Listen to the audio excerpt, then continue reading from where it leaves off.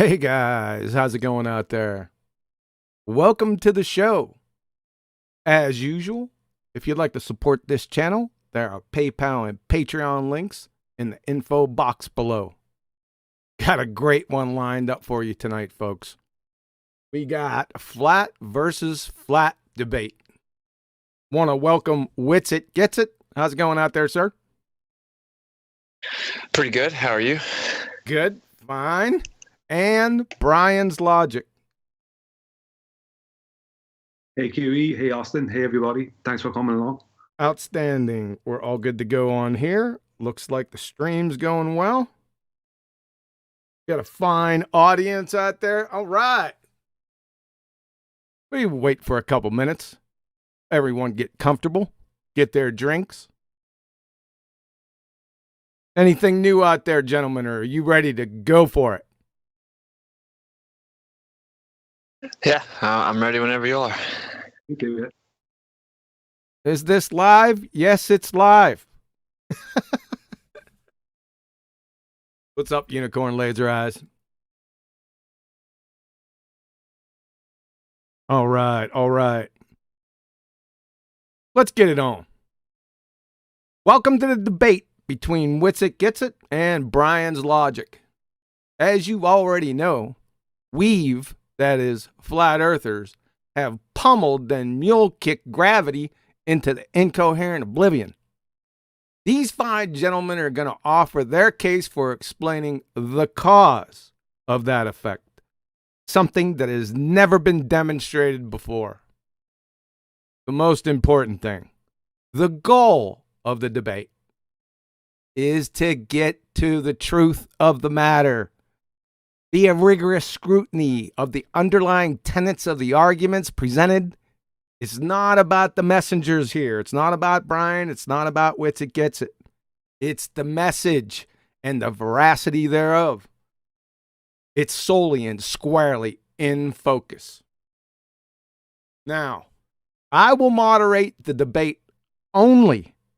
That is, I will not get involved in supporting or defending either position. Only admin. Each debater will have a 1-minute-ish introduction, bio, favorite color, etc., position they're defending. After the intros, the challenger, Brian, will begin claim, then support. We'll alternate claim and support thereafter. No gish galloping. That is a barrage of multiple claims in rapid succession. Ain't gonna happen. One claim at a time. Clear and concise, as possible. Don't ramble incoherently. Followed by support for that claim, i.e., scientific, logical, demonstration, etc. Screen sharing will be activated and engaged upon request. When finished supporting that single claim, just say done or finished. I will then request rebuttal. For example, Witsit says done, I'll say Brian, rebuttal, sir. Rebuttals follow the same rules as the claims. Clear, concise, and supported. 3 rebuts max to a single claim. For example, Brian makes a claim, Witsit rebuttal. Brian rebuttal, Witsit rebuttal. Then Brian has the final word. Then Witsit, next claim. As mentioned previously, claims will alternate between Brian and Witsit. No over-talking, or I'll mute the hangout and instruct the bailiff to whack some peepees. All right? No over-talking. That ain't going to happen. Objections are in force. If either member feels that their position or argument is mischaracterized, logical fallacy employed, etc., at any point, you just state objection. The debate will stop. That means shut up in this. I will then restate objection. The objector will then support his objection clearly and concisely. I will then rule on that matter. If the objection is upheld, the guilty party will either drop or reformulate the point. At the end of the debate, close out, Both Whitson and Brian will have 2 minutes each to restate their positions and summarize. There'll be no backbiting or color commentaries about the debate. After closeout, a Q&A session will ensue between the audience and debate members. You can super chat your questions at any point during the debate, starting now. I'll go through each question in order they were received, when ready. Any questions, comments I deem illegitimate will not be aired, i.e. ad homs, insults, heckling, backhanded or forward-handed slights, foul language, and such. Any questions? Negative. No. Brian, any questions? No. Let's get to the introductions. Brian, you're first. 1 minute-ish. Go for it. Okay, thanks, Huey. My name is Brian. My YouTube is Brian's Logic YouTube page. I'm a flat earther for 5 years. I am supporting tonight the law of relative density equilibrium. I believe that it is a natural thing that happens all the time, and it is the reason for the vectors that matter takes, whether down or up. And I know that Austin has a different view on it, and that's why I asked Austin for the debate tonight, and he agreed, which I'm very happy about. And that's about it. Thank you. Whitsit, sir. Yeah, my name's Austin Whitsit. My channel's Whitsit Gets It. My favorite color is royal purple. And yeah, of course, I don't dispute the role that density has in the effect, the observable phenomenon of downward acceleration. But to be more specific, I say that what's falsely attributed to gravity is incoherent dielectric acceleration. So yeah, let's just get into it. That was quick. Outstanding, gentlemen. All right. Since Brian challenged Austin, then Brian is first up. Like I said, we will alternate claims and support. Off you go, gentlemen. Okay. Thanks, QE. Okay, I'm going to start with a small bit of reading, and then I'm going to show a video, a part of a YouTube video that you'll all be aware of. And after that, I would like to ask just 2 questions to Austin, and then Austin is free to challenge back or to move on to his own topic if he likes. Is that okay? Yes. Okay. Okay, I'll start. I'm just going to screen share. I should be coming through there now. Am I, QE? You're getting there. Go ahead. Okay. 1 second. 1 second, please. Okay. What is the difference between a colloquial theory and a scientific theory? This is of the utmost importance now in the world more than ever before. A colloquial theory is a generalized theory on anything from why did your fridge stop working to what creates a rainbow. I know that we kind of already have an explanation for a rainbow, but I just threw that in there because at one time it was a colloquial theory. It is something that has not been put through any scientific method of inquiry. It is open to interpretation and change. Whereas a scientific theory has a very definite definition, it is a theory based on a naturally observed phenomenon that has had its positive hypothesis proven correct and its null hypothesis proven incorrect when put through a hypothesis test. What is a hypothesis test? Hypothesis test is a scientific experiment that adheres to scientific method strictly, so as to make sure that all outcomes are honest, repeatable, and true. So what are the steps of this method? Step 1, observe a natural phenomenon. This is the observing of something in the natural world that is not understood yet. Step 2, state your positive hypothesis, what you believe to be the natural cause to the naturally observed effect you witnessed. Step 3, state your independent variable, that which you will manipulate during the experiment, your presumed cause. Step 4, state your dependent variable, that which you expect to see by manipulating your IV, your independent variable, the expected effect. Step 5, state your control variables, that which you intend on keeping constant and unchanging during the experiment. Step 6, state your null hypothesis, that which is the polar opposite of your positive hypothesis. Step 7, perform your hypothesis test to determine whether your positive or null hypothesis is correct. Step 8, state your final results so they can be reviewed, repeated, and demonstrated by others to confirm your results as true, honest, and dependable. Okay, and now I'm going to share the video. This is going to be this null hypothesis, that which is the polar opposite of your. Sorry about that. Yep. Okay. This I couldn't mute that QE. Sorry, because I was waiting for it to start. That's okay. You're good. Okay. Okay. So this is Anthony Riley's egg experiment. So his phenomena, his natural phenomena, was things appear to float, sink, or be suspended. The hypothesis is if he changed the medium's density, the egg will move. Okay. His null hypothesis is if he changed the medium's density, the egg will not move. Okay. Just move on there to his. Now.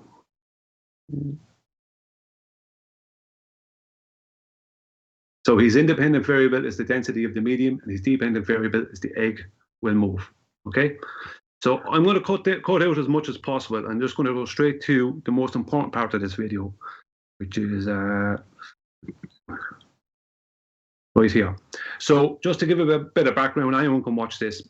Over on the left here, he has already made the egg move in the saline water by bringing it from the bottom. Once he stored the water, he brought the egg from the bottom, because it was salt at the bottom of the glass. He brought the egg from the bottom up to float where it is, where where his finger is pointing.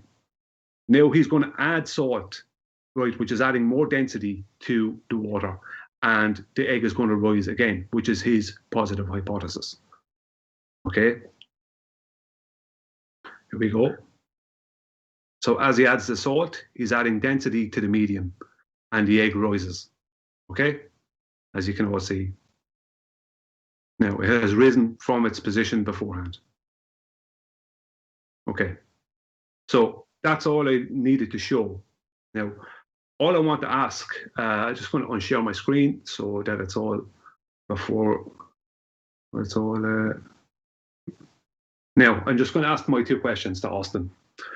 So my first question is do you agree that Anthony Riley performed a science experiment that adhered to the scientific method? Well, I mean, if he's claiming the causal agent of directionality, then I would have to say no, because density is not being disputed. So. Okay, but I asked you whether you agreed he did a science experiment or not. Well, no, he did not manipulate a causal agent.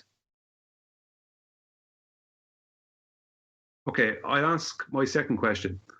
Okay, do you agree that he proved his positive hypothesis? Yes. So you can call it a science experiment if you would like. Well, he did stick to the scientific method, did he not? Correct. And he made his positive hypothesis happen. Oh, yeah, but he whistled past the actual additional factor that I'm staking. So it's non sequitur.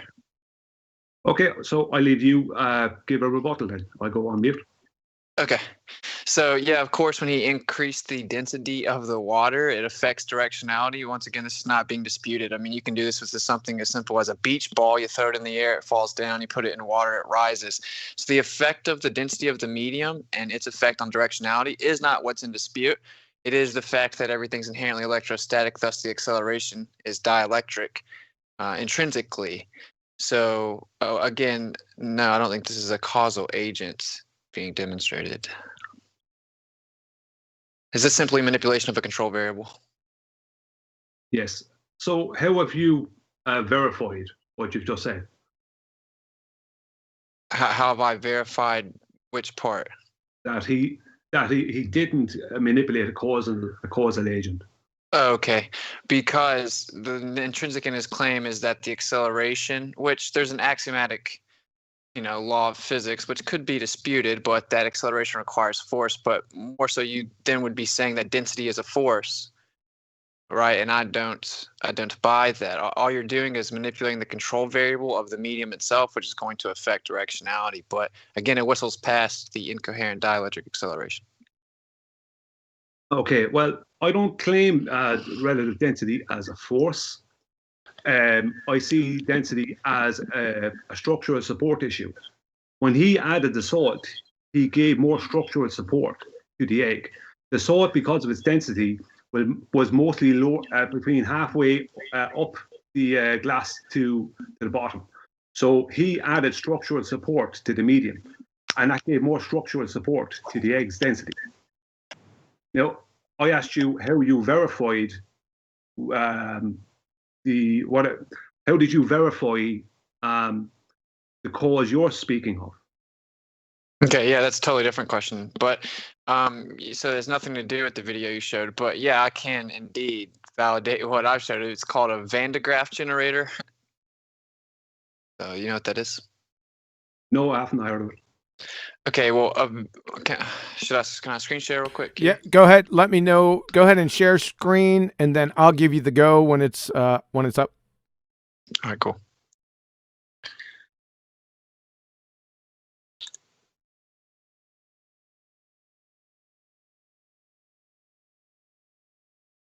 You're good. What's it? All right. A Van de Graaff generator is an electrostatic generator which using a moving belt to accumulate electrical charge on a hollow metal globe on the top of an insulated column, creating very high electrical potentials. Whenever we use this, we can actually manipulate directionality. So this is what it is right here. So there you go. I'm not seeing that myself. I'm not seeing it yet. Just give me a moment and I'll see it on the watch page. I don't know why I can't see anything on the Skype page. Okay, so you're saying that this Van de Graaff generator, where can decide what vector something takes. This is correct. I can actually show a video now that I know you see it. Just a I'm watching it on the watch page, so you can show the video on the watch page, or show the video, or watch. Sorry, show the video and I watch it on the watch page.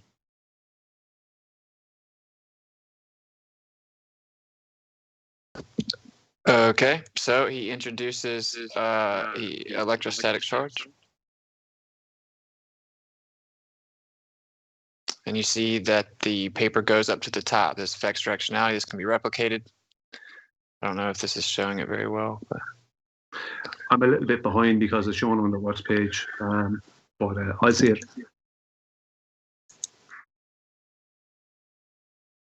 Okay, so what this demonstrates indisputably is that the manipulation of the electrostatic charge will affect directionality.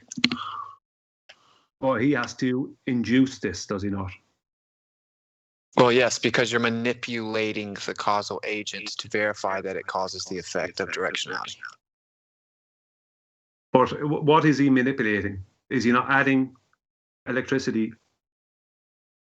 Yes, he's manipulating the electrostatic charge.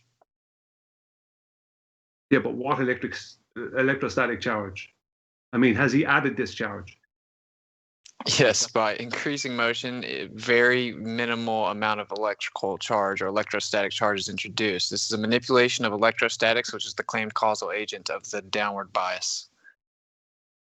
So you're saying that that when he adds electrostatic charge, that it causes things to go down the way? Yeah, I mean, it's right there. We were all watching it. Well, I might be a little bit behind because it's not. I'm a little bit behind. I'm seeing it, but I'm not seeing anything happen there. Yes, it's probably going to happen. I'm about 30 seconds behind, I think. Well, the thing about that is he has to add that charge in. Like he has to create this and add this charge in. Are you saying the charge isn't there beforehand? Well, has he added charge? He's increased it, yes. Or has he added? He increased it. No, it was already there. Every compilation of matter that exists has a resting electrostatic potential.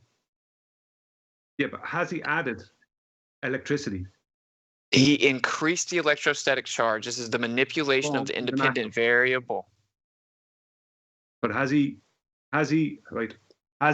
added electricity from the natural? Once again, what you're doing in this experiment is you're manipulating the independent variable or your presumed cause being electrostatics. Once you increase the electrostatics, directionality changes. Now, the density did no way change, right? Density had nothing to do with it. The only thing that was manipulated, the density was the control variable, right? It's the same. But we have manipulated the presumed cause of electrostatics. Okay, so what you're showing there is, what is that the white thing he has going up and down? Is that a piece of plastic or is that a piece of paper? Yeah, it's a piece of paper or styrofoam. You can do it with wood shavings. So he's using. Okay, so he's using small items like that. So you've got to show, right, how when I drop my phone, let's say from my hand, at waist height, and it falls to the floor, how do you show that that is because of this? How would I show that it's because of this? Because everything that falls to the ground is a compilation of matter, and all compilations of matter are inherently electrostatic. So until you could negate the electrostatics, anything that accelerates to the ground, which is also a compilation of matter, thus electrostatic, would be electrostatic acceleration, more technically and specifically incoherent dielectric acceleration. Okay.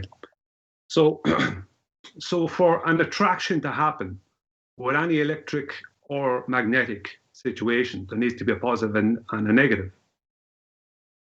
So, like repels and opposite attracts. Is that not true? Sure, that would be the mainstream layman. Technically, nothing attracts. It's just pressure mediation accelerates to the null pressure point.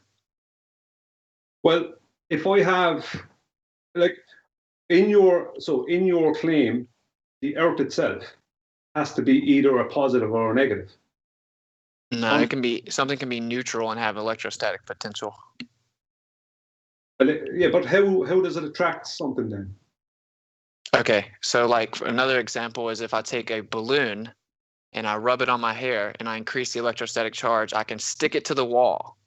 Okay, so what I've done is manipulate the causal agent of electrostatics and it causes it to stick to the wall. Now, as the electrostatics decreases, it falls to the ground. Yeah, but do we naturally see balloons stuck to walls? No, we naturally see that everything that's a compilation of matter is electrostatic. We naturally see things have a downward bias down to the inertial plane or the dielectric plane. So you would have to specify contention here. Are you saying the Earth isn't electrostatic? Are you saying matter isn't electrostatic? No, I'm not denying that there isn't a lot of electric charge, right, in the world. Okay, and our own bodies create electric charge. Take an electric charge out, like can be read off a human body. The brain is basically a conductor, supposedly, which I would kind of agree with. But that's not the point. The point I'm making is you've got to show how when my phone falls out of my hand and it falls to the floor, why that happens. Because I can show that the density of the phone is more than the density of the medium, and the medium doesn't have the correct structural support that phone. Yeah, all you're showing, once again, is that the manipulation of the control variable of density will affect directionality. I said in my opener that this is not in dispute, right? So if you have a vacuum chamber, all you're doing is manipulating the density. No one is disputing that the density of the medium will affect directionality. We are trying to address what creates the natural downward bias, which you're just skating past with density. Well, I'm not, but see, this is the problem. There isn't a natural downward bias. Okay. So you're saying that there isn't a natural down on Earth, up and down? There is an up and down, but there's not a bias. The only bias towards the down is that there was more things that are heavier, let's just say, more dense than, let's say, the gas oxygen. So anything that's more dense than oxygen is going to go down through oxygen. Right? Even other gases, once they're in a container and kept at and not in a container, left be static and not kept at a constant temperature. There is no and anything less dense than oxygen will go up, including other gases. My friend, you keep looping back to whistling past the point. Okay, so I'm not disputing, my friend, I'm not disputing that density affects directionality. This is indisputable. But the point is that we have a natural downward bias. It's just negligible.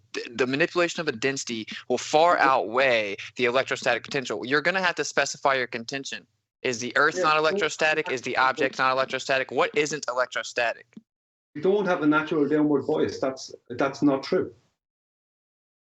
Okay, once again, are dense, and we live within gas. So things that are dense will fall through gas, as gas cannot support the density of your phone or of most things, even liquids. Okay, maybe I need to, can I screen share again? 1 second. Let me go ahead and pull it up, and then I'll let you know when you're good. All right.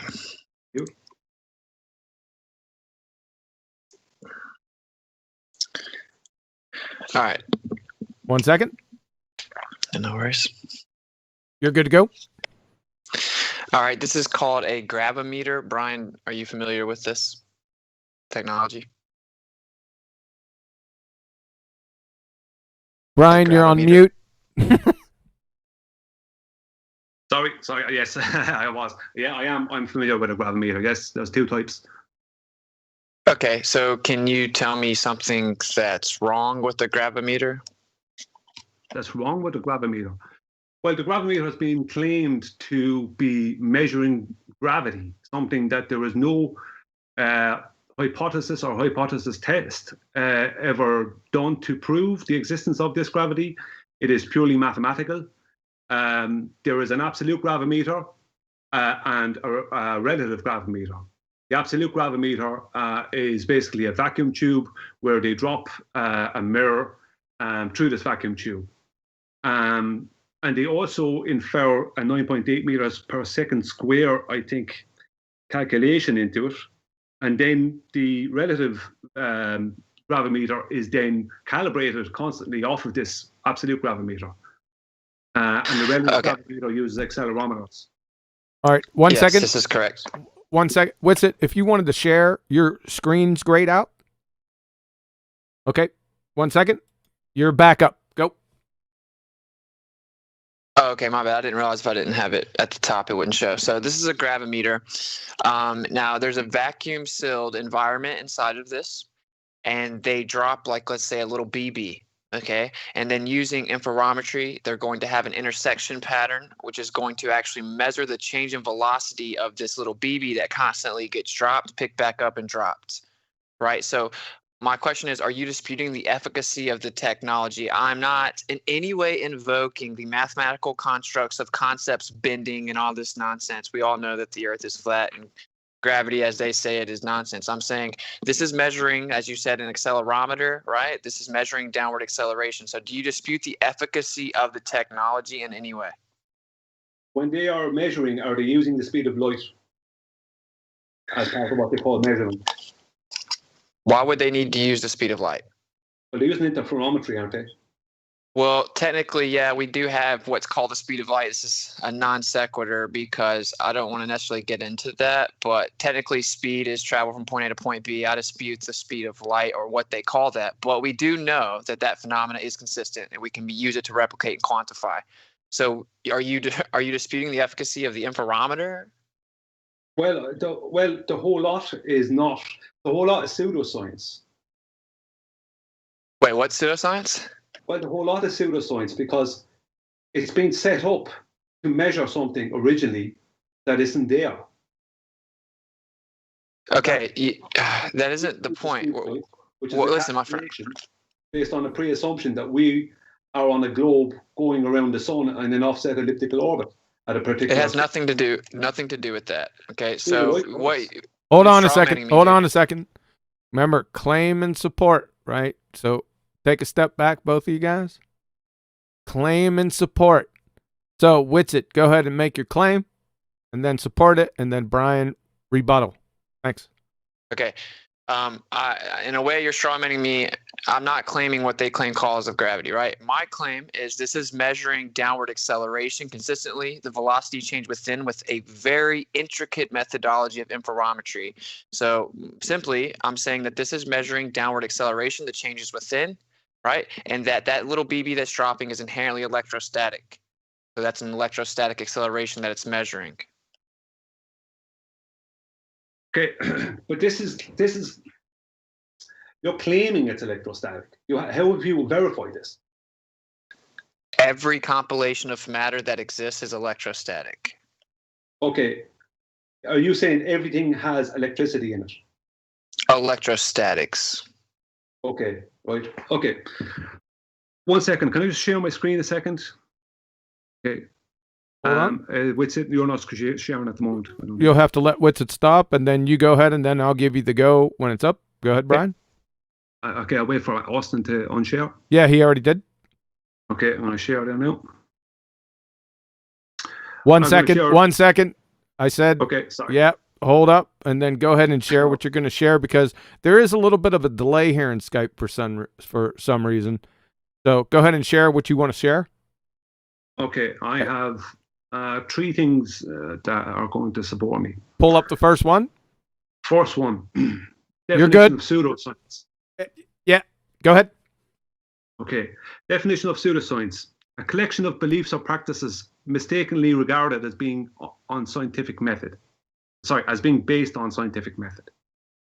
So anything by definition that is not after going through scientific method is by definition is pseudoscience. Next one is this. All right, I have another thing to show after this. Okay, this is this just won't make sense right now, but it'll make sense in a few minutes. This is a mainstream claim. Okay, now they claim that we are living in what they call the homosphere. Obviously, we're not living in a sphere, but just for ease of explanation, this is what they say, and I'm not going to jump on the sphere part. That they say that the homosphere, the lower part of the atmosphere up to about 60 miles, in which there is no great change in its composition. That means that all the gases are homogeneous. They all mix together in one uniform way. It goes up to 60 miles of the atmosphere regions, the troposphere, stratosphere, and mesosphere. There is no greater variation in the composition of gases. Contains a higher proportion of heavier gases such as nitrogen and oxygen. The gases occur in the form of the homogeneous mixture. The wind highly mixes up the gases. The gases show a higher reactivity. The heterosphere, okay, the upper part of the atmosphere, according to them, above about 60 miles, in which there is a greater variation in its composition, occurs above 60 miles from the Earth. Regions thermosphere and exosphere. There is a greater variation in the composition of gases. Contains a higher proportion of lighter gases, such as hydrogen and helium. The gases occur in the form of layers. The wind has less influence in mixing gases. The gases show a lower reactivity. What they're trying to say there is that above where the weather affects the gases and convection affects the gases, is that the gases naturally will layer as per their molecular weight or their density. That's what they're trying to say there. Now, I have been thinking this to be correct, that if you keep gases in several gases of different densities in a sealed container under the same temperature and left not messed with, left to be static, that they will start to layer. Okay. This will make sense in a moment. So I'm just going to show this. I got this off of an engineering site. Someone was asking this very question. Okay, does that happen? This guy here from General Electric, Yan Biao Wu, he was responded to somebody. He says, "Hi, all, glad to see your discussion here. I fully agree with Stefan." Someone else was saying something similar earlier on gas separation in the cylinder, especially when the molecular weight, sorry, my throat is going dry. Or my mouth is going dry. Molecular weight differs a lot. E.g., helium in nitrogen 2 and CO2. One of our customers met this issue after the cylinder was put in their factory for months, and their laser machine kept warning them on wrong gas. That's because what was happening is the gases were after layering due to their density within the container, within the cylinder. So that's why in our factory, when filling multi-gases in one cylinder containing helium-2 or hydrogen-2 or helium in air or CO2, rolling it is a must before its delivery to the customer. So he's saying that they must roll, if they have a cylinder in their factory that's been standing there for a while with gases in it of different densities, that they must roll the cylinder before they send it out. Because the densities of the gases has caused, due to it being static, has caused a density gradient within the container. But the problem with this, why I'm using this, I'm going to unshare now. Why I'm using this, Austin, is gases are not affected by electrics or magnetics. Objection, dude. Hold on. Objection is stated. Go ahead. What's it? State your objection. Sorry. Yeah, he's straw manning me. I don't know anything about this, dude. I haven't even said anything about gases yet. We were talking about the gravimeter. Yeah, but you stated. 1 second. You not. 1 second, Brian. Hold on, Brian. Yeah. Whitsitt stating that it was a straw man. I was going to ask you, Brian, what is your claim? We'll get back to the objection here in a second, Whitsitt. Can you get, what is your claim associated with what you just demonstrated or provided? My claim is that I'm showing relative density equilibrium happens within gases too, when they are left static and under a constant temperature. Okay, is that it? No, keep it short. No, it's that gases are not affected by electricity or magnetism, whereas Whitsitt said that all matter has electric charge, and he claimed that it's a static static charge, static electricity that's causing the upward and downward vectors, whereas this disproves that. Okay, so you're conflating electrostatics and electricity. Those are not the same thing. So electricity is the hybrid of magnetism and dielectricity. The electrostatics and dielectricity are interchangeable. So you are consistently conflating electricity, which is the hybrid, with electrostatics. Those are not the same thing. That's why I went to the gravimeter, because we haven't even gotten to the actual crux yet, because I'm just asking, do you agree with the efficacy of the technology of the gravimeter? Right. Whitsitt, stop. That is Brian. That was the initial claim. So I'd like to go back there to Whitsitt's claim right there, because that was the initial claim. Any problems with that? About whether I agreed with the gravimeter being, do I have any issues with the gravimeter? What question am I being asked? The technology itself. Yeah, but the technology itself is flawed because it was designed for a completely different reason. No. What's wrong with the technology specifically? I'm not claiming the cause of the people that go and run around talking about it. I'm talking about the technology itself. Is it science or pseudoscience then, Austin? It is scientifically valid. It's bulletproof because it is measuring the change in acceleration, and that's all I'm invoking it to do. Okay. But you're claiming. I just would like to get your claim. Right, please give me your exact claim on why you're saying things take a downward or upward acceleration. Okay, so the gravimeter measures a variance in acceleration, a change in velocity, right, with this little BB. The Earth has an electrical field. There's an electrostatic nature to the Earth, and this acceleration varies in different parts of the Earth in the gravimeter. Right, and that's because it's a variance within the field that the thing is dropping within. That's why I'm asking specifically, do you see any issues with the technology itself, right? Because it's very delicate and precise. Yeah, I do. For a start, as I said earlier, there's two different gravimeters. There's an absolute and there's a relative. The relative is calibrated off of the absolute, and the absolute is basically it's using interferometry, and it's using an unnatural situation where something is dropped in a vacuum. We don't live in a vacuum, so it's unnatural. But the calibrated relative gravimeter uses accelerometers. Now, do you know the two types of accelerometers? Real fast. I've already conceded it's an accelerometer. I'm asking you point blank, are you disputing the efficacy of measuring the acceleration, or do you agree that it's efficiently measuring the change in acceleration? Yes or no? An acceleration of what? The little BB being dropped. Yeah, 1 second. It's a close-ended question, yes or no. Just ask it clearly one more time. What's it? Do you agree that it's efficiently measuring the change in acceleration? Do I agree that it's efficiently? This is the. Are you talking about the absolute gravimeter or the relative? Yes. Okay. Please, would you please just throughout the rest of this state which one you're speaking about? Not for me, but for the audience. You're asking me, is that efficiently measuring the acceleration of the BB that's dropped? Correct. Through a vacuum. Yes, they drop through the vacuum and they measure it with interferometry. Yeah. Yes. Yeah. It's definitely. It's not measuring it in standard units. It's calculated. In the end of the day, it's a calculation. So it's precise calculatory. That's maybe the best answer I could give to you. Okay, well, objectively, it is efficiently measuring the change in acceleration. This is a bulletproof technology, right? Now, their claim of the cause, I do not claim that. I'm not a crazy person.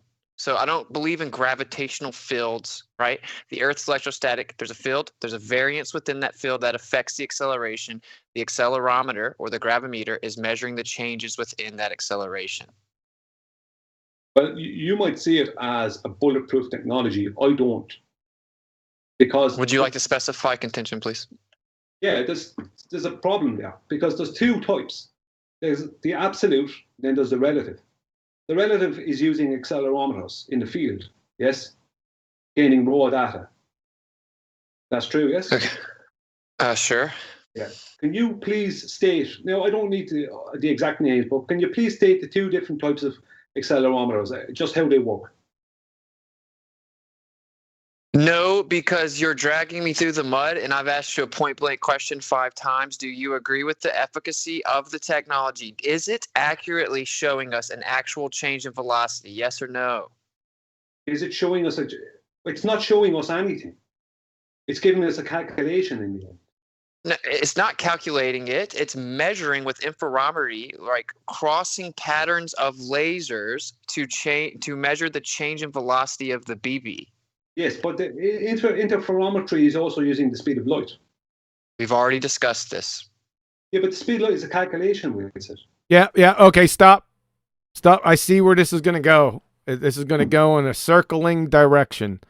So, Witzett's question was, do you agree with the observed effect brought to you by the gravimeter, whether it be the relative or the absolute? Do I agree with the observed effect? I don't observe the effect. But the gravimeter shows you the effect. Well, I've never used the gravimeter. I've only learned about them. All right, so let's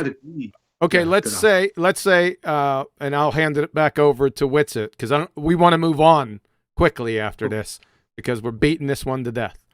What he's trying to say, the observed effect via this piece of technology is it is measuring downward acceleration.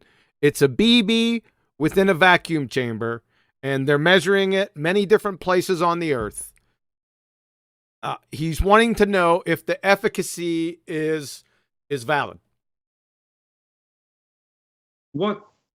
Okay.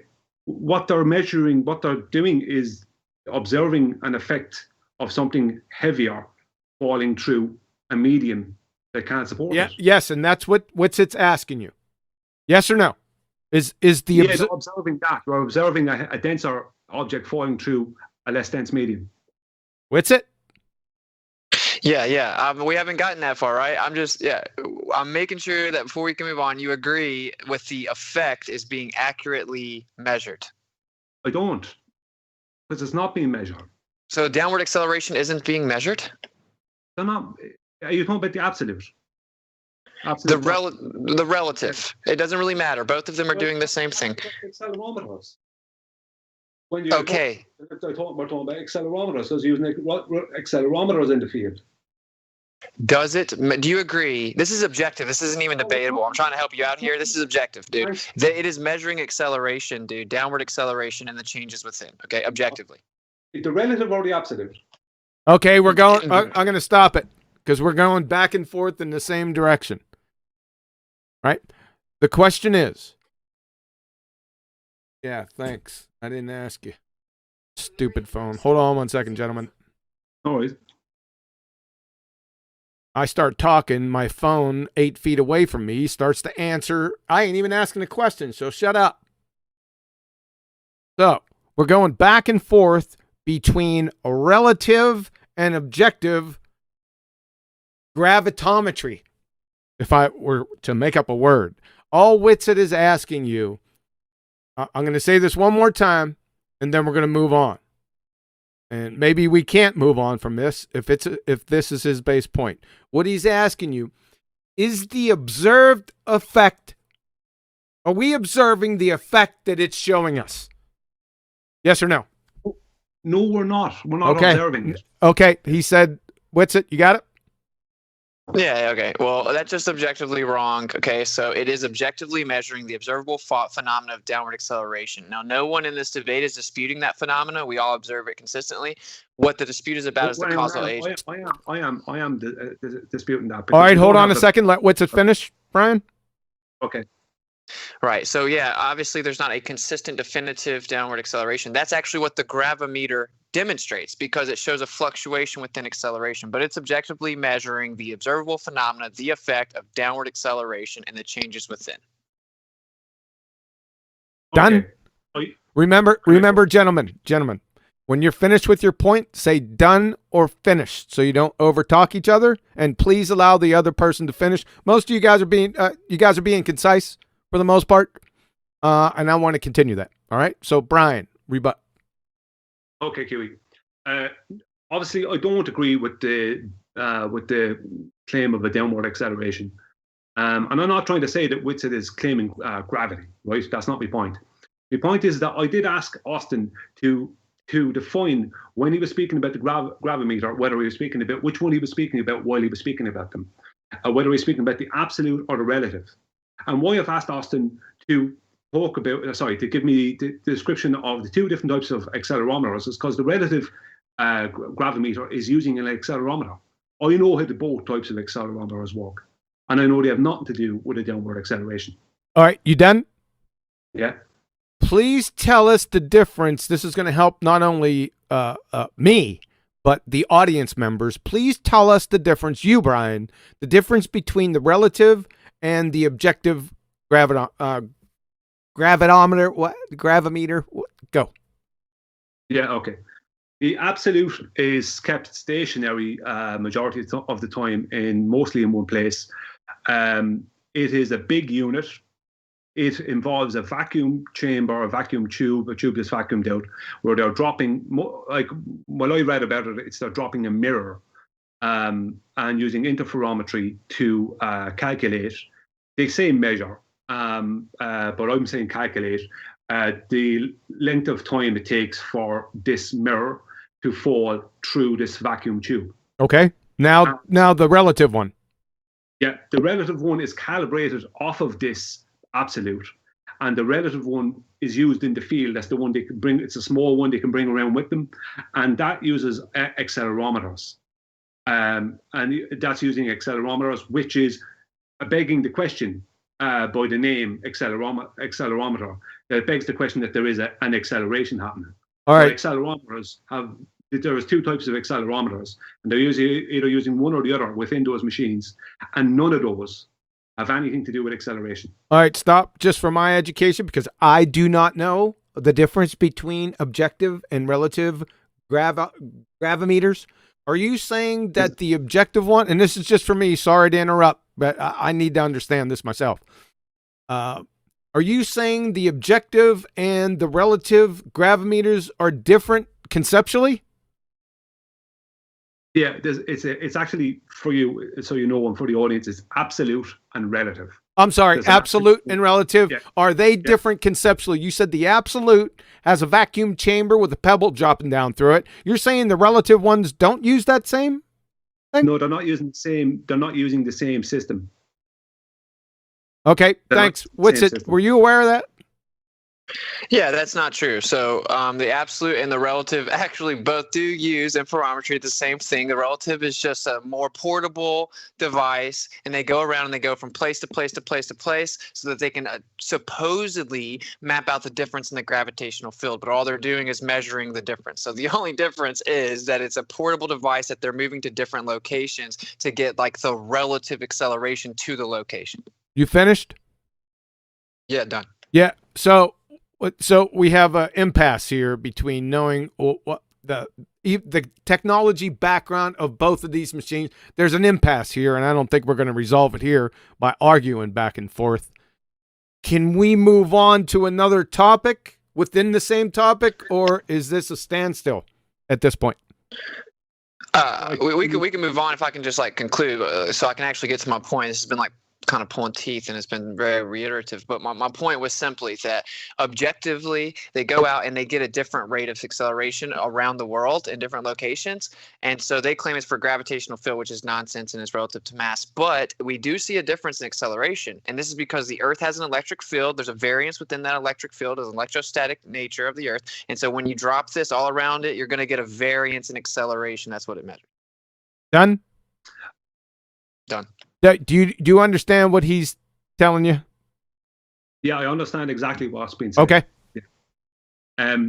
The problem is that they're measuring the supposed acceleration with accelerometers, and they don't measure an acceleration. That's why I've asked them to detail the two types of accelerometers that there is. All right, maybe you're right, Kiwi. We can move on. I think that I've laid my point out pretty accurately. It's objectively measuring acceleration because something's dropping, going to the ground, and accelerating. They're using interferometry patterns to measure the acceleration and the velocity change within. Yeah, but that's why we need to go through what accelerometers are and what the two types are. See, this is the argument, Austin, why things are taking a downward or upward vector. And that's why I brought up the gases earlier, because gases are not affected by any type of electrostatics. Let's stick with that. Let's stick with that one. We're going to move on from the gravimeter, and let's stick with your claim, Brian. Please repeat that claim and say done. Okay. Gases are not affected by electrostatics, electricity, or magnetism. They are completely unbonded molecularly, and they are free to move about, and they are not manipulative. They can't be manipulated only by temperature and volume of the container. Done? So that's manipulated. Done? Yes, sorry, done. Sorry. Yeah, I know it's hard to remember that. What's it? Rebuttal? Yeah. Technically, that isn't true. Actually, you can use magnetic fields to push gases in certain directions. Gases also clearly they disperse omnidirectional. Right. They have infinite vectors, but with a strong enough field, it actually will not allow the gas to penetrate this energy field. You can replicate this numerous different ways with demonstrations. But of course, gas is let's say its velocity is so much greater than this very negligible bias that it's not going to affect the inherent dispersal of gas. But once again, you can in fact replicate that a magnetic field will not allow gas to penetrate it. Done. So when you say a magnetic field, can you support that? Because are you speaking about gas or ionized gas, which is plasma? Plasma is also affected by electrostatics and magnetism. Yeah, I've never seen any gas being affected by magnetism ever. I've never been able to.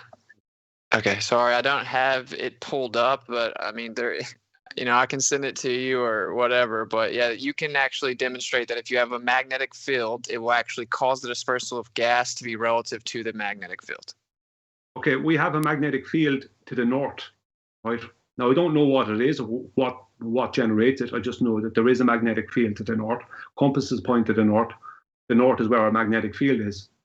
But that doesn't seem to have any effect that I'm aware of on the gases that we have in our atmosphere plane. Well, perfect segue, actually. You're making my point for me right now. So we have a natural magnetic field on the Earth, which would actually affect the dispersal, i.e. the gradient. So we have a higher introduction of gas at the surface is a very big portion of it because we have more gases there and they're constantly being cycled here. So most of them don't leave the surface. But we have a magnetic field here. And like I told you, you can actually demonstrate that magnetic fields will affect the directionality of gas if strong enough. So it would be a logical deduction that since we have a magnetic field on Earth, it would have some effect on the dispersal of gas that we have here. Sorry, as I said, I have yet to see any evidence that gas can be affected in any way by magnetism.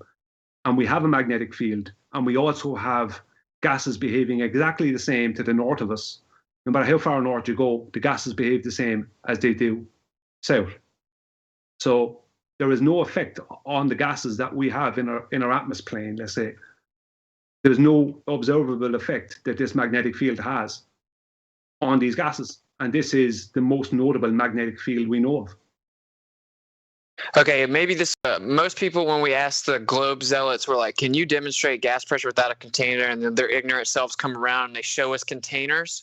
One of the things they'll show you is within a container, if you have a magnetic field, that the gas will actually disperse relative to that. Have you never seen this demonstration that the globers run around? This is an actual demonstration that can be replicated. The magnetic field will in fact affect the gas, but of course it still has to be in a container to have the pressure, so they're stupid. But my point remains. Are you talking about a fusion reactor? Sure. Yeah, that's one of the demonstrations. That's not gas, that's plasma. Ionized gas. Okay. I can tell you how it works. They fill the fusion reactor with a high density of hydrogen, and then they heat it to the point where it becomes plasma. And they have a toroidal field, which is a magnetic field around the bottom of the reactor. And the reason is that they can only contain the plasma with that field, as there's no solid that they can put around the plasma because the plasma is too hot and will melt anything they put around it. So they control the plasma at the bottom of that reactor with electromagnetism. But that's only when it's plasma, not as a gas. Right, because it's a more condensed state. But like my point is that there's a logical framework here that we have in a magnetic field on the Earth. There's a resonance on the Earth, right? And so the density being the primary causal of the dissipation of gas, but you can only have a gradient in a closed dynamic system like we have. Like a closed system is the only way you can have a gradient. But to say that electrostatics plays no role would be intellectually dishonest because you can't actually exclude electrostatics. We have a resting resonance, right? We have a magnetic field and we know this. So again, just to clarify, my point here is gases are going to disperse in any and all directions, period, because its velocity is so much stronger. Its energy is so much stronger than electrostatics, which is damn near negligible. But to just pretend that since it's weaker, it doesn't exist would be not particularly efficient. Well, I never said that it didn't exist. What I said is there is no evidence to support it causing a downward or upward vector of matter. That one was my point. And that's why I showed the video at the start. And I asked you those two questions about Anthony's experiment and about whether he proved his positive hypothesis or not. So no, I never said that. I actually have a video on my channel showing how the ocean's movement is caused by a magnetic field, electric charge, and convection. So I don't deny that at all. I just deny that there is evidence to support a downward and upward vector. Done. Okay, so again, I said this at the beginning, that if you manipulate the density of the medium, the effect that has, the energy that's resultant of that, is so much stronger than electrostatics, which is very negligible. We can demonstrate this through experiment, okay, like on the smallest scales that we can replicate. There's a resting electrostatic potential to everything, like even these subatomic particles that I don't necessarily agree with the material nature claim of, whatever. So the point is just that it is there. Okay, and that's what is inherent or intrinsic within the downward bias. We have a natural up and down. Now, typically flat earthers just say, well, there's just an up and down, and that's all that they say, but they don't ever address why. But you're claiming, inherently in your claim, what you're saying is that the only causal relationship is relative density, and I am clearly stating that cannot be true because everything is inherently electrostatic. So that means it also plays a factor. All you're doing is manipulating the control variable of the density of the medium. Done? Yeah, but see, the thing about Yes. it is that we can show, I can show, anyone can show demonstration of this. How how when I'm walking, when if I jump off a wall, right, I won't, I will go down as my density is more than the gases around me, so I land on the ground. If I jump into water, my density of my body is more structurally supported than it will be if I'm jumping through gas. If I jump onto a solid, it will, like the ground, it'll be totally supported. So there is a natural support for matter given by matter. And even with gases within a steel container, it still happens that the less dense gases will end up rising, right, up towards the top of the container, and the more dense gases will be at the bottom, because the more dense matter has better structural support. So, I mean, I can show this. Like Anthony showed it. This is a constant in our world. It's constantly happening. This density, it happens to gases, liquids, solids. I mean, the water cycle is a great example of it. All right, finish out your point. What's the claim with this one? Well, my claim is that this is a natural thing that happens all the time within matter, whether it be gases, liquids, solids. That structural support happens. Density gradients happen due to structural support. That all matter needs structural support from more dense matter. Okay. That's my. What's it?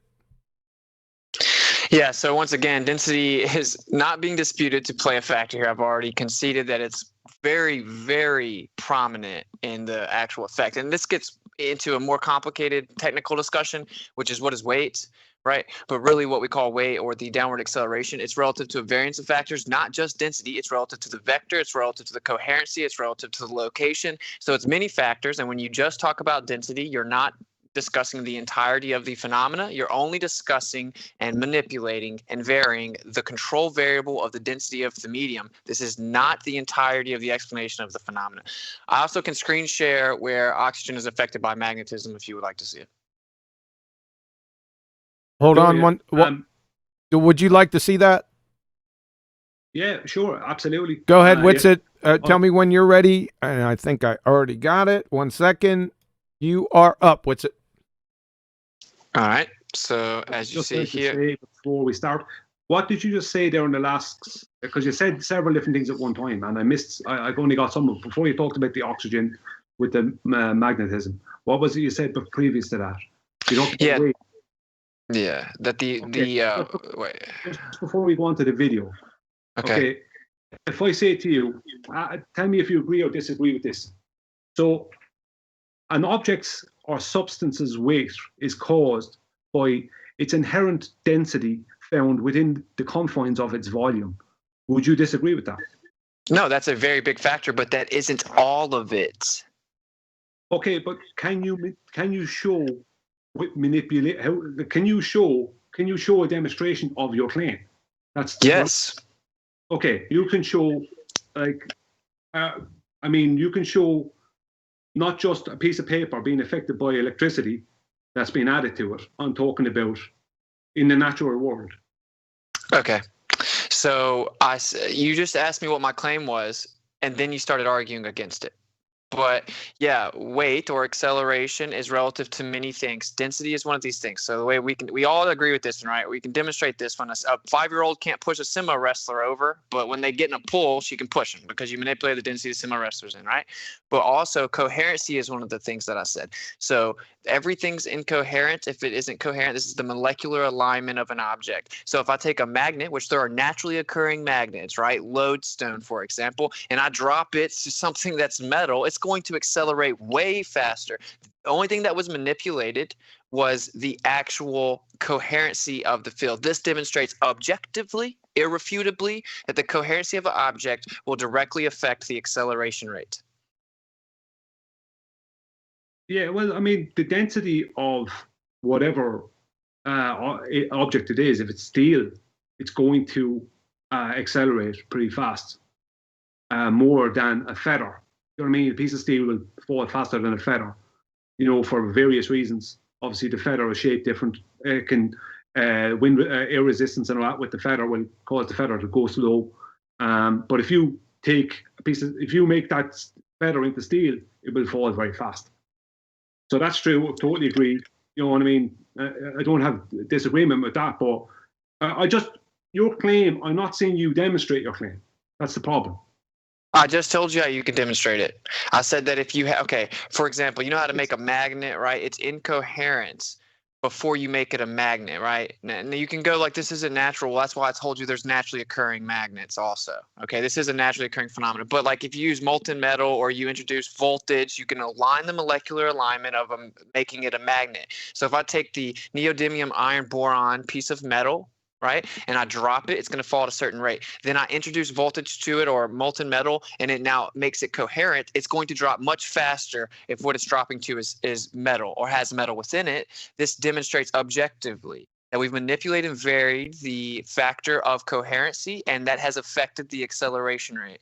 So I told you that weight was relative to a handful of things, one of them being coherency. You can practically demonstrate this. Hang on. Okay. What is coherency? Please define that. Okay, so it's the molecular alignment of the object. So if something's incoherent, it's basically, let's say, discombobulated. It's going in any and all directions, right? That's how you make a magnet. You put voltage into it, it's going to overpower the resting resonance of the magnet. It's going to align the molecules all in the same direction that you introduced the voltage to because it's stronger, and that's how you make a magnet. So you've increased the coherency of it. Now it's coherent. Magnetism is falsely attributed to just being coherent, but there's also incoherent magnetism because everything's inherently magnetic or electrostatic. So coherency has to do with the molecular alignment. So are you saying when you make a piece of metal, so this is what I'm trying to get, right? Right? There's two problems. I'm just going to work with this one for a second. Are you saying that when you add magnetism, you speed up the acceleration? Yeah. Right. Now I understand. Now I get it. Right. Okay. Right. But what has that got to do with reality? How, like, what you're doing there? I asked you earlier whether the Earth had a constant positive or negative charge, and you said no. So what did I say, Brian? What did you say then? Yeah, I said that even if something's neutral, it has a resting electrostatic potential. The Earth is the dielectric plane. So even at neutral, it still has a resting electrostatic potential. Okay, so you're saying that the Earth doesn't have a constant positive or negative charge to it? I'd say that it's the dielectric plane or inertial plane. Yeah, it's people would call it neutral in academia. Well, if it's neutral, then it doesn't have either. So there's no reason for something to be attracted to it. If something's neutral, it still has a resting electrostatic potential, though. Yeah, but potential doesn't mean definite. Like if I take a bar magnet that has a positive and negative side. I hold the negative side to the floor and I drop it, it will fall to the floor. If I take it up and turn it around and hold the positive side to the floor and drop it, it will fall to the floor. So if there was a magnetic effect, then either the positive or the negative would be repelled. But we don't see that. Okay, I've once again explained that actually the Earth's dielectric, it's neutral, and that there's no such thing as repulsion and attraction. This is a misnomer, right? Like when magnets attract to one another, they're not attracting, they're accelerating towards the null pressure point because each magnet is putting out an energy field and it's mediating the pressure relative to its energy field. And so they're going to accelerate to the null pressure between it. But the Earth's a resting electrostatic potential, which is my entire point. It's damn near negligible, but intellectually dishonest to dismiss it entirely. You can't just hand wave dismiss it because it's still there. So if an object falls to the ground, it's electrostatic, the Earth's electrostatic, so inherently the acceleration is electrostatic. Static meaning, of course, still, right? Not moving, stationary. But once it starts to move, it's no longer still, it's accelerating. The motion increases the energy output. Okay, but this is the problem. You're saying it's negligible, and then you're trying to, so you're saying it's a negligible thing, until someone leaves something fall, and then suddenly there is a positive and negative attraction happening downward. I said damn near negligible, and yes, that's objectively true, because as you increase the acceleration, it's no longer static, it's in movement. Yeah, but your claim is that everything has this thing in it, and when we leave something go, it falls to the ground, and that's because of an attraction. Yes? Well, yeah, because electrostatics, like incoherent magnetism, is still attractive. Like no matter what, incoherent magnetism, which is the same thing as electrostatics, okay, it's always attractive. I can demonstrate this also, but we're still trying to get to the other demonstration I was going to show you, right? But like we can demonstrate this as you increase the quote unquote mass, which is conceptual abstraction, reifying gravity. We all know mass is nonsense. But as you increase the incoherent mass, it actually has a disproportionate effect on the strength of the pull, meaning as it gets bigger, it gets weaker. They inverted this so they could tell us that planets revolve or whatever. But we can demonstrate this by increasing the mass of incoherent magnets. So you're saying that when something is being let fall, that there is an attraction towards the ground magnetically. Yeah, once again, that's what creates the bias, but it's a damn near negligible because electrostatics is so weak because it's incoherent, it's discombobulated, it doesn't have molecular alignment. Well, then it's not connected to the vector of up and down then. It is inherently, because incoherent magnets are always attractive only.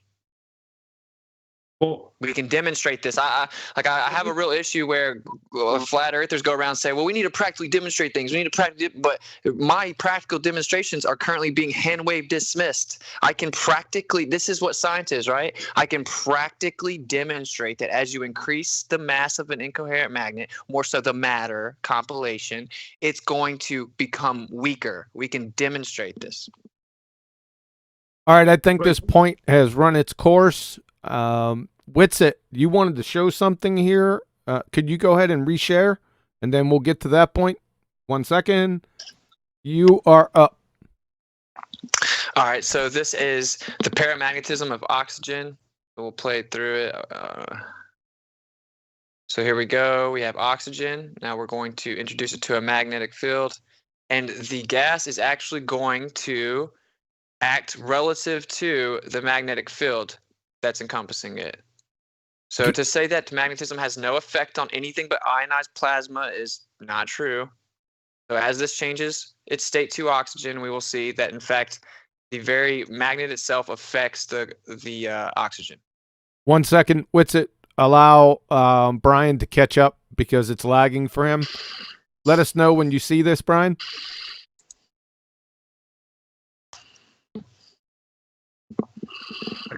I can see it on screen now, Kiwi. I don't see. Could you tell me what's happening here, Austin? Yeah, again, the magnetic field here is going to directly affect the dispersal of this oxygen, as you can see where I'm pausing it and bringing it back so you can catch up. So there's a phase change here happening, is there? From yes, I already said that. What's being poured? So it's a liquid oxygen, is it? Is that what you're saying? It's being poured, and there's a phase change happening. Yes, this is oxygen condensed into a liquid form, but then as it turns into its gaseous state, the actual magnet itself will affect the dispersal of that gas, and it's the gaseous state. This is a practical demonstration. So, well, what is it doing to it? It's not allowing it to disperse freely because the magnetic field's having an effect on the oxygen. Okay, can we just go back a little bit on the video again, just to see it again, please? Yeah.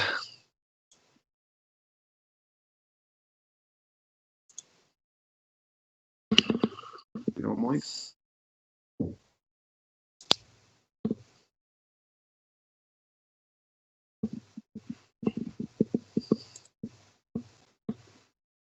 Yeah, could you just go back to see it so you can see the whole apparatus, please? I just want to see the whole apparatus, not just the two, not just the positive and negative, the whole lot with the guy there, if you don't mind.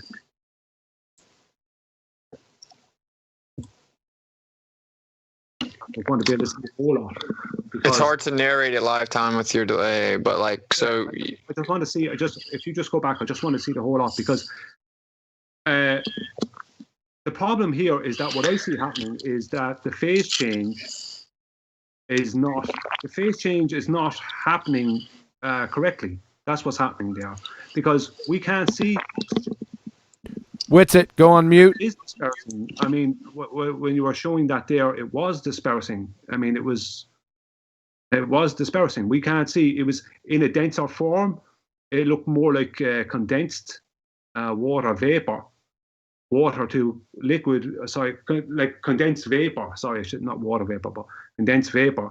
That steam there looks more like condensed vapor. We can't see oxygen. So what's happening here is it's affecting the phase change.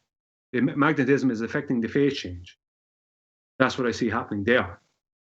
Okay, so you see that it's actually causing it to loop back down around. This is what magnetic fields do. It has So you can't see the magnetic field either. But look, as oxygen gets more and more into the gaseous state. Okay, hold up. Brian, let Whitsitt finish his point. He'll say done, and then you can rebut. Go ahead, Whitsitt. I apologize. Yeah, so as this is turning into the gaseous form, as opposed to just going in all directions upward, right? Like the magnetic field, which is a toroid, as we all know, this is actually causing it to loop back down. So this is showing that magnetism can affect a gaseous state. Okay, are you done? Can I go? Yes. Yeah, done. My bad. Okay. Yeah, well, I don't see that happening here. What I see here is the phase change is being affected by the magnetism, whereas the liquid is becoming a vapor, and then it is phase changing into. That's why I wanted to see all the apparatus as it was happening, but they're just showing this one area. They're not showing what's happening to all of the oxygen vapor that has gone down the way. The reason it's going down at all is because it's not after phase changing yet. Because gases don't have a downward vector; they have a vector in all directions. So that's still a vapor. So what's happening here is the magnetism is affecting the vapor, because magnetism will affect fluids, can affect certain fluids. Yes, I agree with that. But what I see here is it's just affecting the phase change of oxygen. All right, Whitsitt. Because Hold on, Brian. Whitsitt, rebuttal. Yeah, so of course you're right. It would have more of an effect in the liquid state. It's a more concentrated form of the matter. But we know that this is in lifetime turning into oxygen in its gaseous state. Now it wants to go up, but this magnetism is actually causing it to stay concentrated in a toroidal manifest or form of movement around the source of magnetism. It's right there. We're all watching it. Well, I'm not seeing oxygen. I'm seeing a vapor, because oxygen we can't see. Excuse me. Oxygen we can't see, and oxygen moves in all directions. You're not affecting oxygen. You're affecting the phase change, not oxygen. So are you effectively saying that there would be no way to demonstrate it then? Well, there isn't, because it doesn't happen. All right, all right, hold up. Let's round out this point. I think we beat this one to death. Let's go ahead and round out the point. Whitsitt first, and then Brian, quick rebuttal, and then on to the next claim, or finish up, and I'll leave that up to you, gentlemen. Whitsitt first. Yeah, simply I'm just showing that. Sorry, I stopped screen sharing. Yeah, so. Of course, the only way that you could actually attempt to practically demonstrate this was to take it from the liquid state and then have it to change, right? To just say, well, since you can't see oxygen, then we know it's not happening is intellectually dishonest. We're watching it change to the gaseous state right here, and in the gaseous form, in the process of change, it is clearly not allowing it to disperse in all directions as it wants to, or even fall down as it wants to. It's making it loop around the magnet, and it's continuously turning into the gaseous form. He continues to add the liquid just so that you can continue to see the process. Brian, short rebuttal. Whitsitt will have the final word after you. Yeah, okay. For a start, no, I am not being intellectually dishonest. I am just detailing exactly what knowledge I have and what I see. What I see there is a phase change being affected by magnetism, and I see a very small amount of the vapor around where the two magnets are nearly meeting. That's what I see. I see the rest of the vapor going down because it's a vapor, and then it is turning into oxygen, but we don't see that because when it turns into oxygen, we can't see oxygen. That's what I'm seeing there. I'm not seeing magnetism affecting oxygen, as that is the practical demonstration for real life. That's what you would have to show, because I can hold a magnet up in front of me here, and it won't affect the oxygen in the room at all. That's what you need to demonstrate. So that's the thing. You need to demonstrate that to prove that magnetism can affect gases. I agree we should move on, but just to clarify, what you're basically saying is it's impossible to demonstrate it because you can't see it, so that when we see what's happening when we can see it, we know it's affecting it, but that when you can't see it, everything changes and it's no longer affecting it. That's your claim. So I disagree. Objection. Objection? Yes. Good. Yeah, I would like Austin to repeat exactly what he just said there. You can't. Yeah, so basically you're saying we can see that it affects it during the change to the gaseous states, but what you're claiming is that when oxygen becomes oxygen entirely and you can't see it, that effect is no longer taking place. You're just claiming that the phenomena stops as soon as it becomes oxygen and we can't see it anymore, right? So I just disagree with that. We're watching it as it changes to the gaseous state, being literally spun around the magnetic field. Okay. The reason I said objection was because I didn't catch everything you said. Okay. Quick rebuttal, Brian, exactly. and then Whitsitt will finish this point out. Okay. What I'm seeing, one more time, I'm being completely honest. I'm not seeing oxygen. I'm seeing a vapor, water being affected. Liquid oxygen being affected by in its phase change from liquid oxygen to the gas of oxygen by a magnetic field. But I'm not seeing it stopping it. I'm seeing it affecting it. As it's slowing down, it seems to be slowing down the phase change. Sort of seems to be more vapor hanging around. But then that is turning into the gas of oxygen, because the vapor is going down due to its density.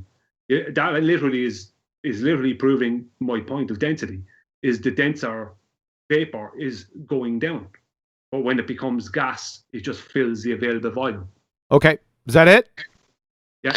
Okay. Final, Whitsitt, your final thoughts on this subject, and this ends this claim. Go. Yeah. No one's disputing the effect of directionality based on density. This is once again not being disputed. You just keep saying that, but you're skipping over the effect of the magnetism. And of course, I'm showing you, I didn't say that it stops it. I said that it affects it. You said that magnetism can't affect gas at all, and I showed you that it clearly can. With a demonstration. So that's just where I'm at with it. I said that it affects it. I said it's just a small portion of the observable phenomena of a gradient. Done? Done. Brian, any more claims? Yeah, I would like to speak about the phases of water, ice, water, and water vapor. Make your claim and then support it.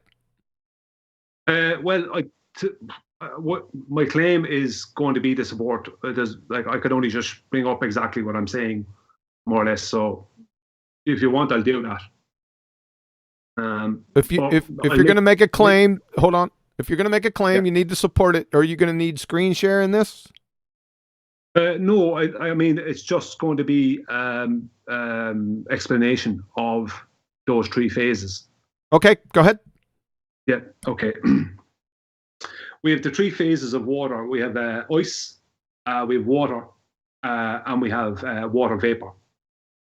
Ice floats on water because it is a solid, but it's actually less dense than the liquid of water. This is for a very good natural reason. What people don't realize is what the ice actually does is, even though it makes the water that's directly under the ice very cold and obviously very dense. So the water underneath the ice is normally a lot more dense than the ice itself. But what the ice actually does in colder regions and over lakes and stuff is it actually creates a covering that creates what's the word I'm looking for? An insulation. So what happens is that marine life, what they actually do is they actually start in the colder months. They actually start to feed, and what they feed on lower at a deeper depth. But that water that's down there that would normally be colder is actually heated up, and they actually feed on this less dense. What actually happens is that because the water down further is being warmed up, what's happening is it causes convection within the water because the heat rises, becomes cold underneath the ice, then it drops back down and it heats up again. And the ice actually is a natural barrier that actually allows the marine life to continue being life, because it allows the marine life to drop down lower to a place that wouldn't normally have been there in the summer months to feed and to live, because it creates an insulation. That's one of the main reasons why ice floats. Now, water itself, we can walk on ice once it's thick enough. We can walk on ice. It's a solid, but it's actually not as dense as water. So because water is a liquid, we will only float and swim in water and whatever else, right? It's more got to do with your volume and how you spread yourself out and all the rest of it. But water then is evaporated and becomes water vapor. Now, water vapor is less dense than carbon dioxide, argon, nitrogen, and oxygen. It's less dense than all four of those. And what happens to water vapor is it naturally, right, even though it becomes part of the homogeneous gases we have, it naturally will reach up higher. And when it does, it then does condense. Some of it will condense and become clouds. Because if it didn't rise up, we wouldn't end up with clouds. If we couldn't get enough water vapor up there, we wouldn't end up with clouds. And the other thing it does is that it is converted into oxygen and hydrogen through a process that, as far as I remember, it's called photo dissociation, where the sunlight breaks up the compound of H2O into 2 hydrogen and 1 oxygen molecule. Brian, And so, sorry, round out your point. My point is that these three very different these three phases of water have very different densities and very different forms. But for if Brian, stop. Naturally, Brian, hold up, Brian. Brian, drop from the call and rejoin, please. And it is the reason for up and down. Brian, of matter. Yes. Drop from the call and rejoin, please. Yeah, okay. 1 second, Whitsitt. No worries. Me? Radio check. Hello? 1, Yeah. 2, 1, 2. I got you now, Brian. Summarize your point very quickly so we can get to Whitsitt. Yeah, okay.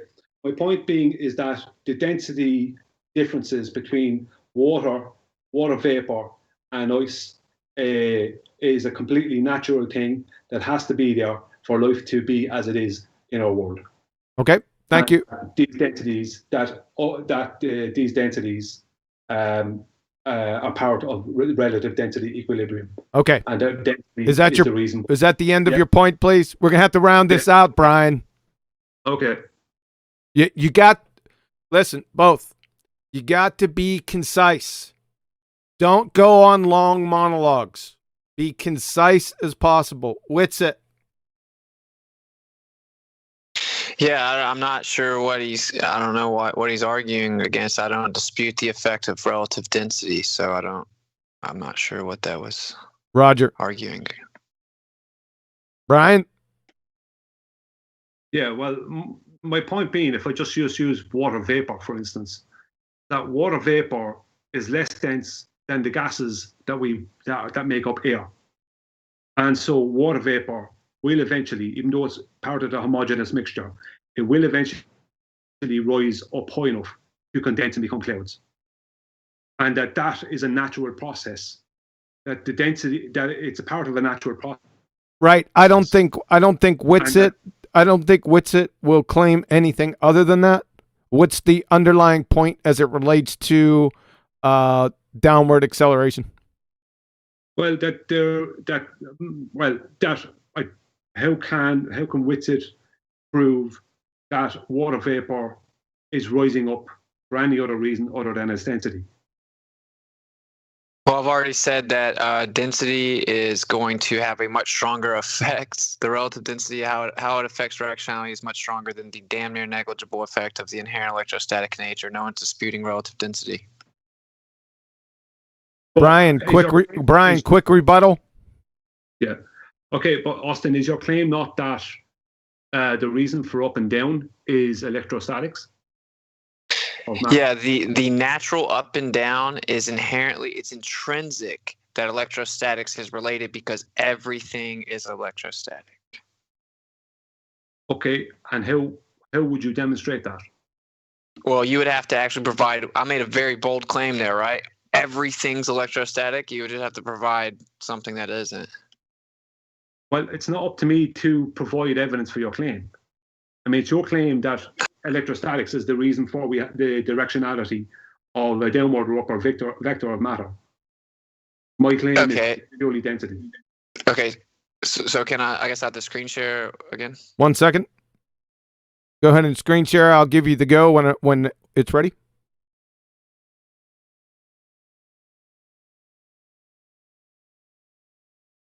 You're good to go, Whitsitt? All right. So I'm sure a lot of people have seen this video, but Okay, sorry, I'm seeing this now. I'm seeing this on Skype now. I wasn't seeing it before. Just let you know. Okay. Here. Okay, so what we're going to do here is we're going to actually increase incoherent mass, which again is just conceptual reification of gravity, but just for intents and purposes. As we actually increase the amount of matter that's incoherent, the quote-unquote pull, it gets weaker, but it still remains attractive. So this is showing you, which of course incoherent magnetism and dielectrics is the same thing. They're intrinsic. As you increase this compilation of matter, it remains attractive, but it gets weaker. We're measuring this right here in the demonstration. So it shows that it's always attractive. Always.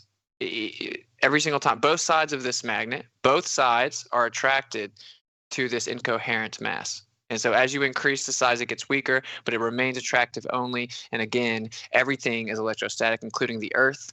So you would have to say that this phenomenon just gets thrown out the window when it comes to the Earth, even though it can be practically demonstrated. Done. Brian, rebuttal. Okay, what I would say about this is more of a debunk of what they call gravity, what the ballers would call gravity. There's more of a debunk of what the ballers would call gravity, but it doesn't show how a directionality, how it explains a directionality of matter, either a downward or upward vector. It doesn't replace relative density equilibrium as a valid explanation, because it doesn't show downward or upward. It just shows that it debunks basic gravity. All right, Brian, that's it. Is that Whitsitt? Go ahead. Yeah. Rebuttal. Yeah, no one's trying to replace relative density. I don't know why we're like an hour into this and this is being misunderstood, right? Like no one's replacing relative density. That is not the objective here. The point is that this is attractive only. So if something falls to the ground, right, and it's electrostatic and it's falling to an electrostatic resonance of the Earth and it's attractive only, then that would indeed affect the downward bias that we have on this plane Earth that we live on. Brian? Okay. Okay. If you just go back to where you were just showing a minute ago with the ball bearings and that, are they magnetized? Obviously, well, it depends. Yeah. No, not in the sense of coherent magnetism, which again is a misnomer. Well, they look like they're being attracted to each other there. Thank you. That's my entire point. They're incoherent, but yet they still attract. And as you increase the matter, it gets weaker, but it remains attractive only. Yeah, but the point I'm making is these are magnetized, are they not? No, they're not coherent magnets. They're incoherent mass. So I can get several ball bearings and I can put them together and they won't try and stick together. So how come those ones are sticking together? Because they have a natural electrostatic charge, but they're not coherently aligned. So that's why when you increase the mass, it gets weaker and weaker and weaker because you're increasing the incoherency of the matter as you add to it. But it's still electrostatics inherent in this, which is the same thing as incoherent magnetism, dielectricity. It's going to always attract it. Yeah, but are they in any way magnetic? Every compilation of matter is technically magnetic. Okay.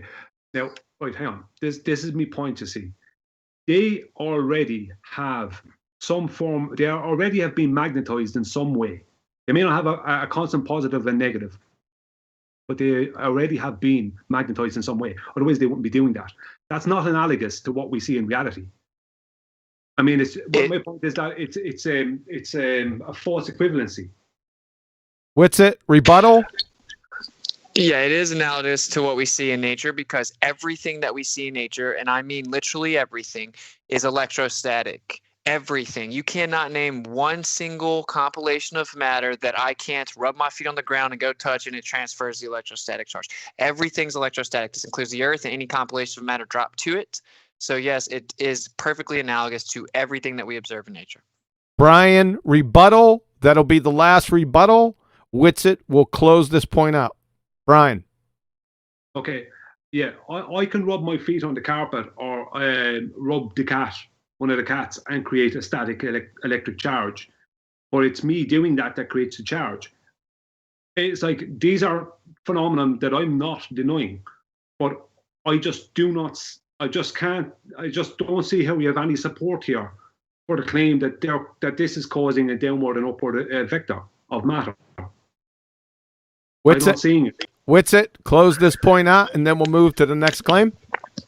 Yeah, once again, because anytime you drop something to the earth and it falls down, what you drop is electrostatic. The ground is also electrostatic, although damn near negligible. It does have an attractive quality, right? That's why when you manipulate the density or something, it overdoes it. It overpowers it because it's so incredibly weak. And the earth, as you know, is very big. So it's a very big incoherent mass. So it has a very weak attractive quality. But nevertheless, all incoherent matter is electrostatic and thus also only attractive. So everything that we drop to the earth has an electrostatic attraction or acceleration. So. All right. Thank you, gentlemen. Are there any more claims left? Brian, claim?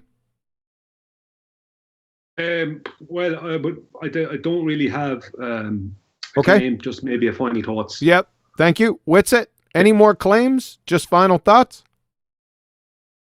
Yeah, that's all, guys. Fine. That's all the claims I have. It's very simple, right? Like one second phenomena of downward. 1 second, sir. We're going to close out. Brian went first before, and you went last. Correct? Whitsitt, go ahead, sir. Final thoughts, 2 minutes each to restate your positions and summarize. Sorry. All right. Cool. No, that's my bad.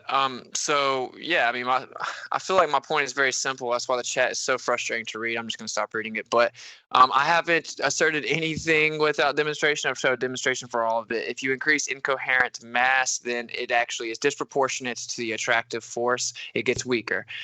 So we can practically demonstrate this. In fact, you'd have to hand wave dismiss the actual practical demonstrations that I've provided as if they're not analogous to the Earth. You simply cannot do that because the Earth is matter. What you drop to the Earth is matter. Everything that's a compilation of matter is inherently electrostatic. Static meaning not moving, but of course, once it accelerates, you increase motion, which you're actually increasing the energy input or output of the object falling. So everything in existence that's naturally occurring is inherently electrostatic. That means everything that accelerates to the Earth is also inherently electrostatic, more specifically dielectric, which comes full circle. What's been misidentified as quote unquote gravity is nothing more than incoherent dielectric acceleration, and it's very, very weak. Thank you, sir. Done. Brian, 2 minutes. Final thoughts, summarize. Okay, thank you, QE. Okay, I have not seen any evidence tonight that is analogous to reality. I haven't seen any demonstrations from Austin that weren't a false equivalency to support his point concerning nature. We can see he doesn't disagree that relative density equilibrium is the thing, I don't think, but he's agreeing with that, but then he's stating that this other thing, electrostatics, is causing a downward and upward vector. He hasn't explained the upward vector part, and his explanation for the downward vector, there isn't enough meat on the bones of that.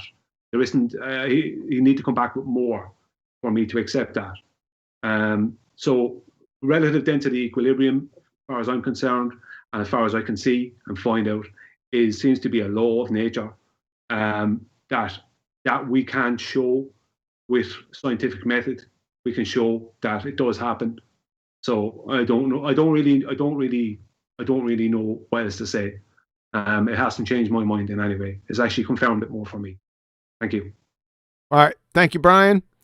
We're going to move to, and this appears to be a short after show on questions. Like I said in the beginning, if you have a question for any of these two gentlemen, the time is now. Super chat, and I will ask the questions to each gentleman individually as they were received. Please address it to either Witsit or Brian, so it's clear for everyone to see and hear. And we have 1, 2, 3, 4 comments. 3 comments from one person, Theo Megawordy. And these don't seem like questions. So his first one: for there to be a force of down as an acceleration, doesn't that mean there's a needed balance upward acceleration as initially claimed in relativity? That's his first comment. He didn't put it out to anyone, so neither of you gentlemen have to answer this one or the next one. Down only exists on flat Earth. Globes need inward. That's Theo Megawordy. And his last comment: wouldn't ever-present downward acceleration lead to increasing weight, needing ever-present upward acceleration to balance it? Smells like relativity. And the last comment, Unicorn Laser Eyes, great time, very interesting. Thanks, Unicorn Laser Eyes. I really appreciate that. So I'll give you another 60 seconds for anyone in chat to ask these gentlemen a question. First, I'd like to thank both Witsit and Brian. Listen, there's a couple places where it got a little heated, but overall, outstanding performance, gentlemen. This was easy for me to moderate. Only a few occasions where I thought I needed to butt in. Maybe I was wrong in that, but I wanted to nip it in the bud so we can conclude. But overall, gentlemen, my hat's off to you. Outstanding performance. Great job moderating, bro. Breath of fresh air. Appreciate it. I did my best. It was the first time officially in this capacity. I enjoy it. I don't enjoy it as much when I don't understand everything everyone says. So it was good. I like I said, I really enjoyed it, and maybe we can do this in the future. As of right now, it doesn't seem like I'm getting any more. We got Theo Megawordy. Gravity with a B / downity, non-contingent to shape of the Earth. So that's his next comment. You guys are getting left off the hook here. That's what it seems like to me. Come on. You guys don't have any questions or comments you'd like to make to these two guys? No? Then maybe I should super chat a question for Brian. No. Yeah, get one in there. No, do not. Kidding. No, that's cheating. And I'll have the bailiff whack your, you know what? I guess I need to go to my sock account just a sec. The bastion of integrity. I'd just like to say, if it's okay, QE, thank you for putting this together. I know that I approached you with it and that it was a bit of hassle to do, but I appreciate that you did it. Yep. And thank you to Austin for turning up for the debate, and not for turning up, but for agreeing to the debate, as this was needed. Thank you. Outstanding. Thank you. Any last words? What's it? And I'm going to round it out. No, just, the crux of my whole thing was the gravimeter shows different accelerations all around the Earth. So if you're just going to not explain that phenomenon, I find it dissatisfying. All right, there's a change in acceleration relative to the electrical field that we know exists on Earth. That's my take. I haven't changed, but that's about it. Thought it was super cool. Great moderating. Thanks for showing up. I think maybe we should do Flat for Flats more because it's much more informative and productive than any globe zealot that's just screaming their vain religious superstition. Yeah, thanks. Thanks to both of you guys. I couldn't agree more. I am tired of it. Oh, we got one more. I'm going to take you guys off mute. We have the Adam Meakin. I demand a Supreme Court investigation into moderation of this debate. Other than that, great show. The three. I'll tell you what, I should have read that first, and then I went and kept the show going. So, again, thanks to Witsit and Brian. Again, outstanding performance. We'll try to do more of these in the future. It just depends on who wants to debate, who can stand up and give account for their position. So I'd like to thank everyone for coming. Have a great day. And you know what? Take no prisoners. No quarter will be asked. None shall be given. And remember, I'll be back.